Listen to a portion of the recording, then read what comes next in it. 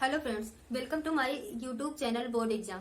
तो अपने इस क्रैश कोर्स सीरीज में हम आज अपने 4th चैप्टर पे चल रहे हैं, जो कि कार्बन एंड इट्स कंपाउंड है। जैसे कि मैंने आपको अपने सिलेबस में बताया था कि जो मेरी फर्स्ट वीडियोस थी, हमने उसमें आपको ये बताया था कि सीबीएसई ने इसके 30% सिलेबस को रिड्यूस कर दिया है। ओके, तो इसमें एक मेजर पोर्शन आपके कार्बन एंड इट्स कंपाउंड भी है। तो कार्बन एंड इट्स कंपाउंड का मोस्टली 60% सिलेबस जो है सीबीएसई ने रिड्यूस कर दिया है, रिमूव कर दिया है। तो हम जो बचे हुए पार्ट हैं उसी को पढ़ेंगे, क्योंकि ये वीडियो ओनली जो 2021 एग्जाम देने जा रहे स्टूडेंट हैं उन्हीं के लिए है।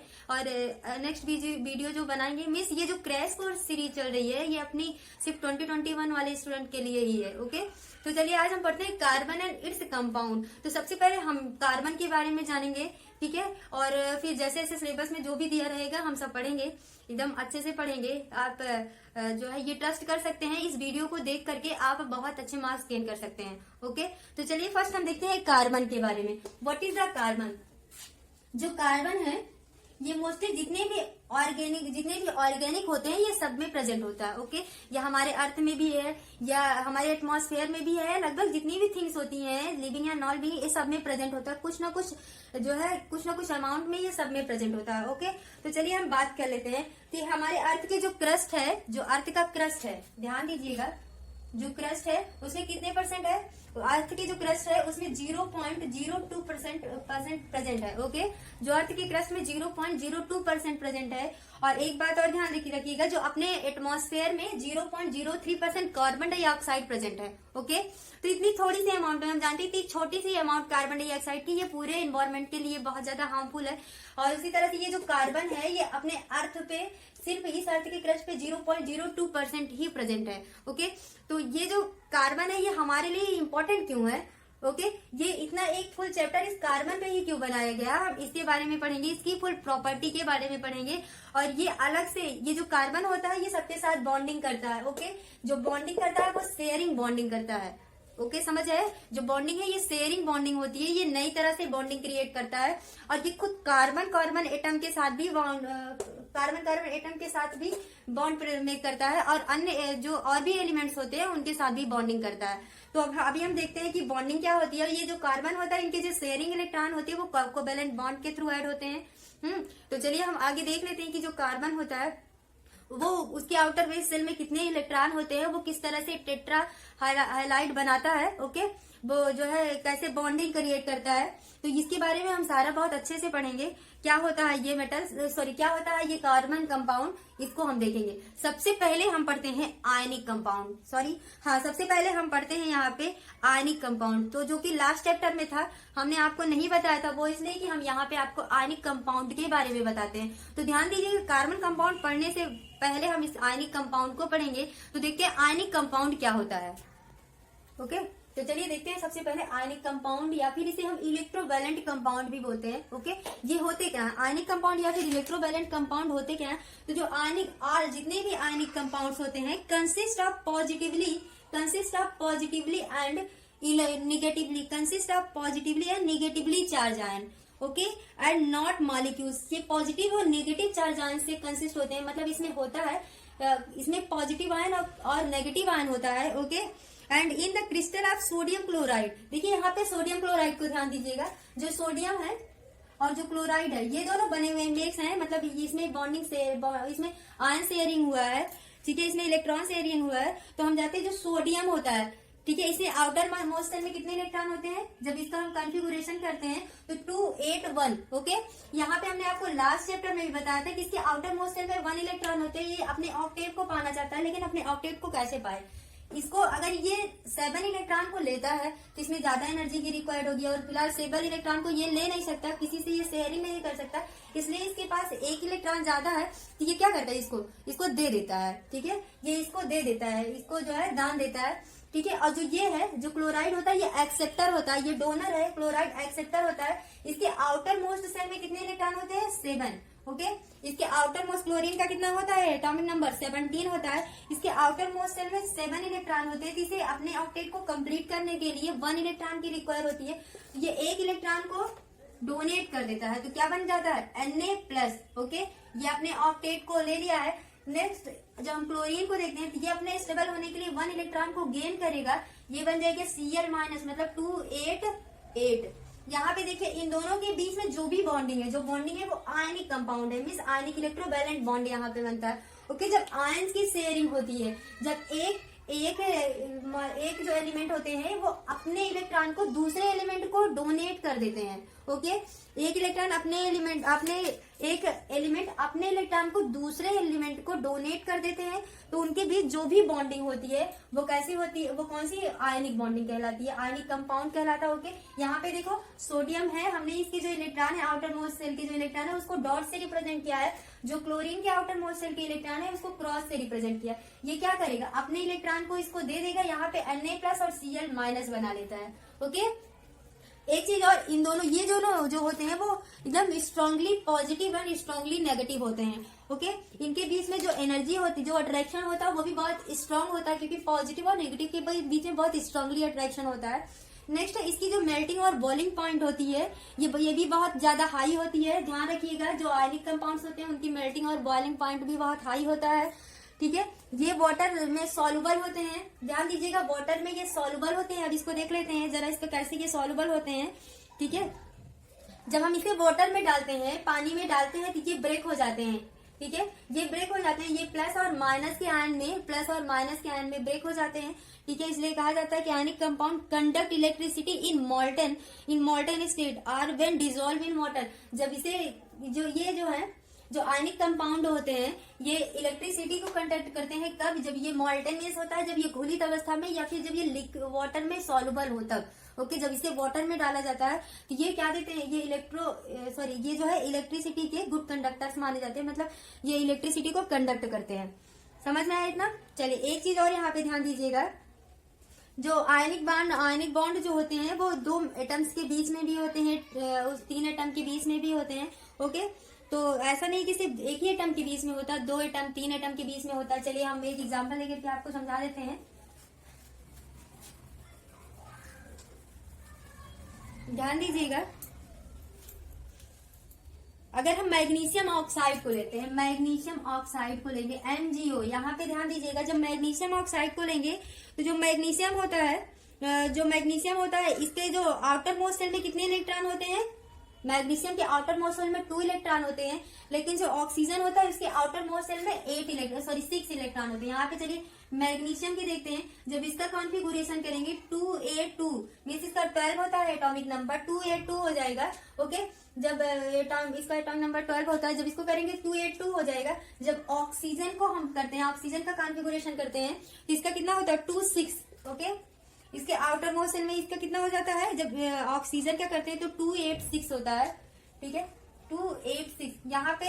यहाँ पे देखिएगा, इसको ऑक्टेव कंप्लीट करने के लिए 6 इलेक्ट्रॉन की रिक्वायर्ड है, और इसको ऑक्टेव कंप्लीट करने के लिए मीन्स स्टेबल होने के लिए या फिर नोबल गैस बनने के लिए इसको 2 इलेक्ट्रॉन की रिक्वायर है, और इसको कितने की रिक्वायर है, 6 इलेक्ट्रॉन की रिक्वायर है। तो यहाँ पे क्या करेगा, ये कहेगा हम 6 इलेक्ट्रॉन तो नहीं ले सकते, लेकिन अपने 2 इलेक्ट्रॉन को क्या करेंगे, डोनेट कर देंगे। ओके, ये अपने 2 इलेक्ट्रॉन को डोनेट कर देता है, इसको किसको डोनेट करेगा, ऑक्सीजन को, और ऑक्सीजन कहता है दे दो हमको। जब ये इसको दे देता है तो ये ऑक्टेव इसका भी कंप्लीट हो जाता है और ये भी स्टेबल हो जाता है। ओके, तो चलिए देख लेते हैं एक बार इसकी बॉन्डिंग कैसे होती है जब ये अपने ऑक्टेव को कंप्लीट करेगा। यहाँ पे ध्यान दीजिएगा, मैग्नीशियम हमने इसके इलेक्ट्रॉन को हमने डॉट से डिनोट किया है। ओके, इसके बाद यहाँ पे आता है आपका ऑक्सीजन के है, उसके इलेक्ट्रॉन को हम क्रॉस से डिनोट करेंगे। उसमें कितने इलेक्ट्रॉन होंगे, 6, 2, 3, 4, 5, 6। इसको हम क्रॉस से डिनोट करते हैं। अब क्या होगा, ये अपने 2 इलेक्ट्रॉन को इसको डोनेट कर देगा। किसको डोनेट करेगा, ऑक्सीजन को के अपने 2 इलेक्ट्रॉन को ये डोनेट कर देगा। और जब डोनेट करेगा तो यहाँ पे देखिए, यहाँ पे बना देगा Mg2+, क्योंकि ये अपने 2 इलेक्ट्रॉन डोनेट कर रहा है। और ऑक्सीजन क्या बनाएगा, O2-।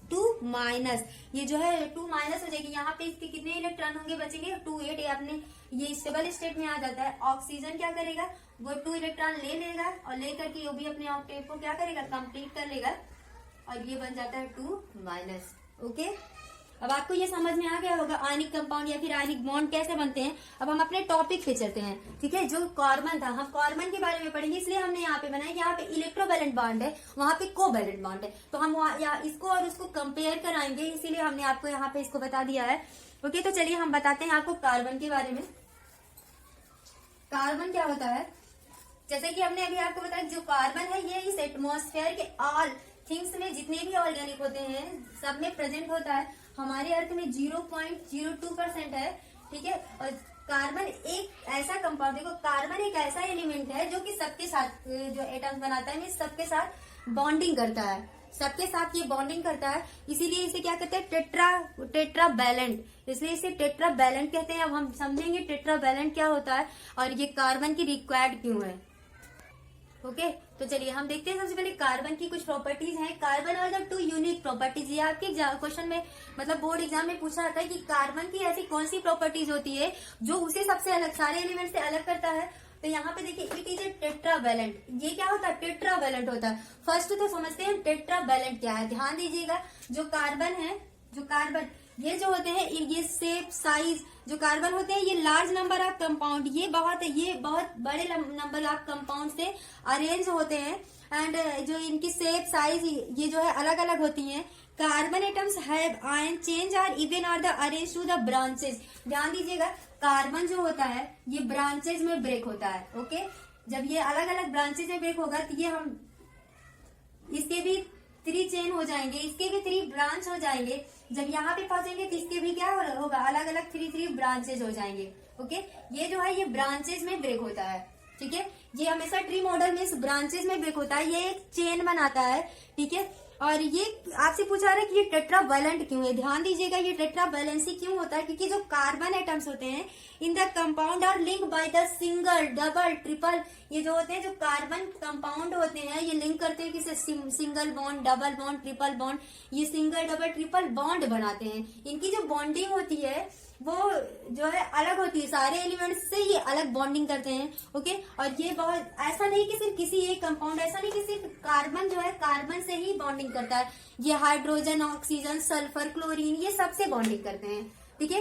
कार्बन जो होता है वो सबसे, जितने भी एलिमेंट्स, कुछ और भी एलिमेंट्स हैं, जो कुछ और कार्बन एटम्स होते हैं जो कि बॉन्ड करते हैं, किससे बॉन्डिंग होते हैं, ऑक्सीजन से, हाइड्रोजन से, क्लोरीन से, नाइट्रोजन से, इन सबसे ये बॉन्डिंग करते हैं। ओके, तो ये आपको समझ में आया। ध्यान दीजिएगा, टेट्रावैलेंट यहाँ पे पूछा आता है और स्टूडेंट यही नहीं समझ पाते हैं कि आखिर इसे टेट्रावैलेंट क्यों कहते हैं, कार्बन जो टेट्रावैलेंट होता क्यों है। ओके, तो वो टेट्रावैलेंट इसलिए होता है, इसकी ध्यान से आप समझिएगा, क्योंकि ये सिंगल, डबल और ट्रिपल बॉन्ड बनाता है। ओके, और ये जो होता है चेन या फिर ब्रांचेस के फॉर्म में अरेंज होता है। इनके शेप और साइज अलग अलग होते हैं, ठीक है। ये सबके साथ अलग स्ट्रक्चर मेंटेन करता है, इसलिए ये कई तरह की प्रॉपर्टी शो करता है, टेट्रावैलेंट कहलाता है। नेक्स्ट आपका आता है, it have the property of catenation. ये कैटानेशन की प्रॉपर्टी देता है। आप ध्यान दीजिए, कैटानेशन क्या होता है।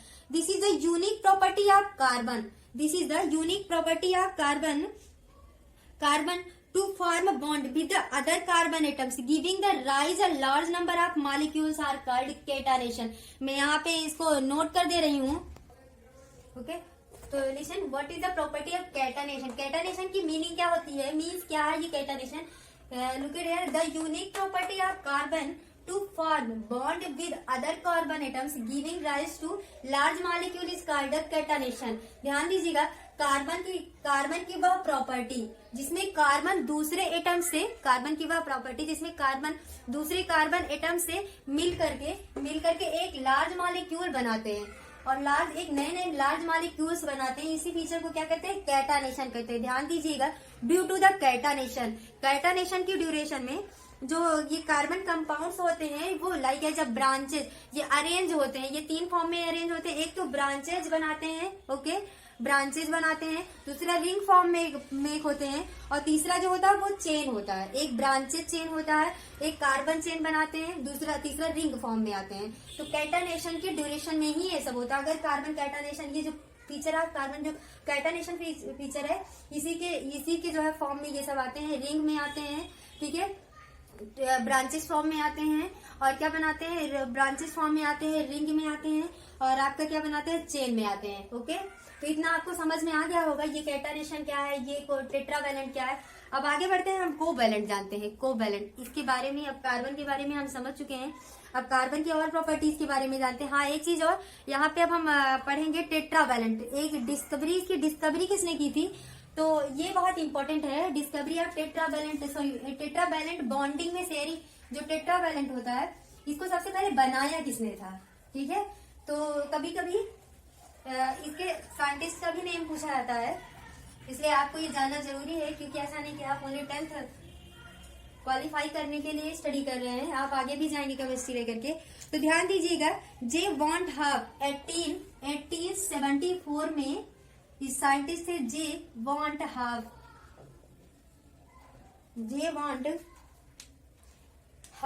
नाम था, ठीक है, जे वॉन्ट हब। और एक और थे साथ में इनके, सीली well and Sili well.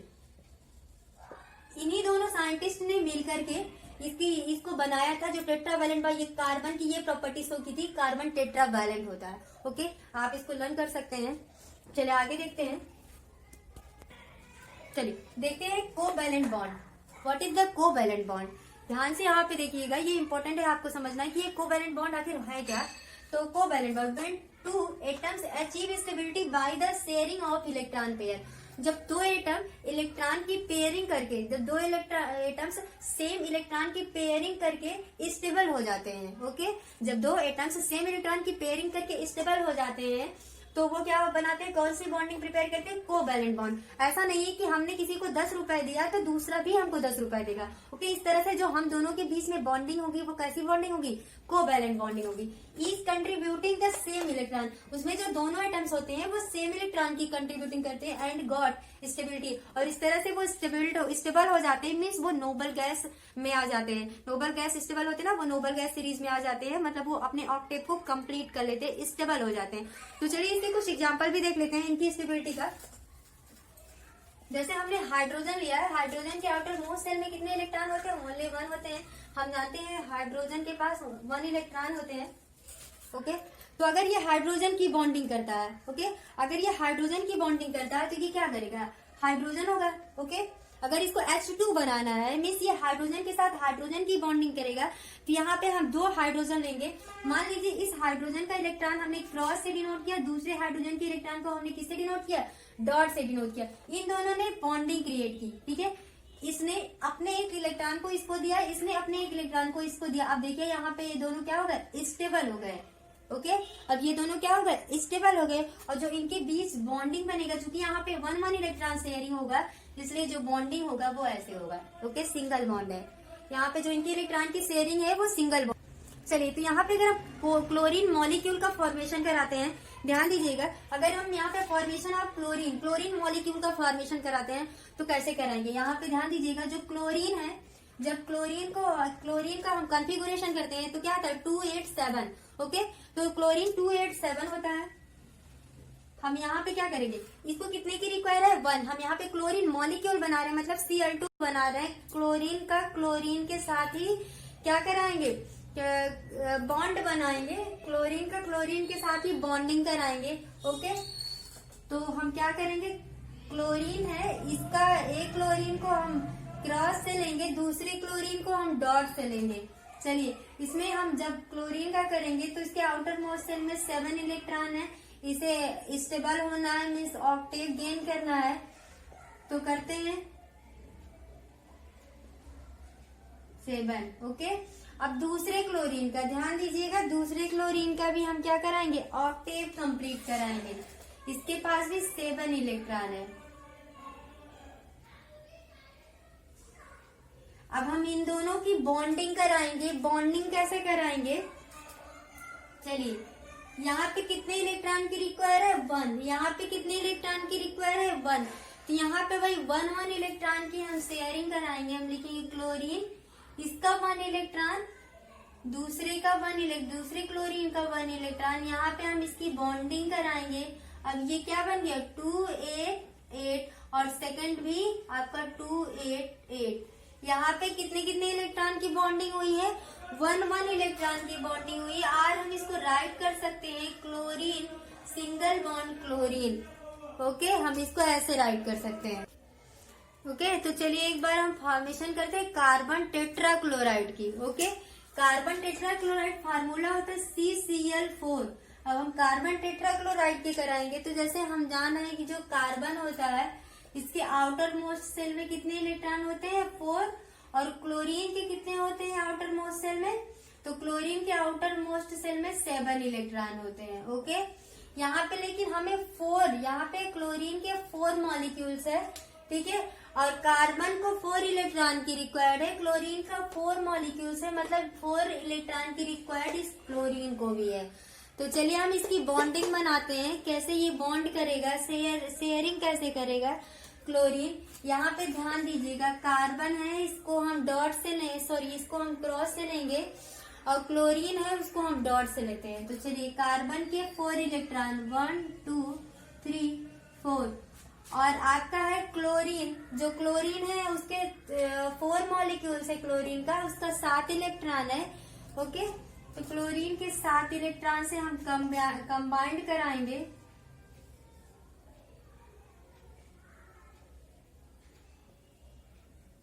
Seven. Okay, chlorine के 7 इलेक्ट्रॉन से हम इसको बॉन्डिंग कराएंगे। ध्यान दीजिएगा अब ये कैसे बॉन्ड क्रिएट करता है, ठीक है। ये हो जाएगा कार्बन, क्योंकि कार्बन 1 मॉलिक्यूल्स है, क्लोरीन के कितने मॉलिक्यूल्स हैं, 4 मॉलिक्यूल्स हैं। क्लोरीन, ओके, तो कार्बन में 4 इलेक्ट्रॉन है, इसको 4 इलेक्ट्रॉन की रिक्वायर्ड है, इसको भी 4 इलेक्ट्रॉन की रिक्वायर्ड है अपने टेट्राक्लोराइड को कंप्लीट करने के लिए।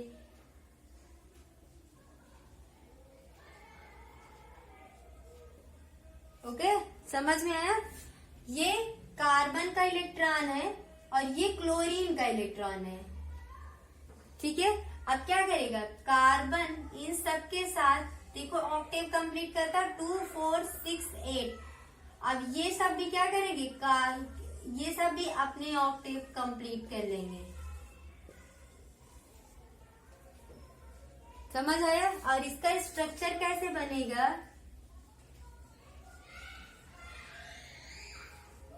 ये तो सिंगल बॉन्ड का हम आपको बता रहे हैं, कल आपके कोवेलेंट डबल बॉन्ड का बताएंगे और ट्रिपल बॉन्ड का बताएंगे। हमारे सेकेंड वीडियोज में कोवेलेंट चेन को, कोवेलेंट को ही हम आगे बढ़ा करके इसके डबल बॉन्ड फॉर्मेशन और इसके ट्रिपल बॉन्ड फॉर्मेशन के लिए भी हम बताएंगे, ठीक है।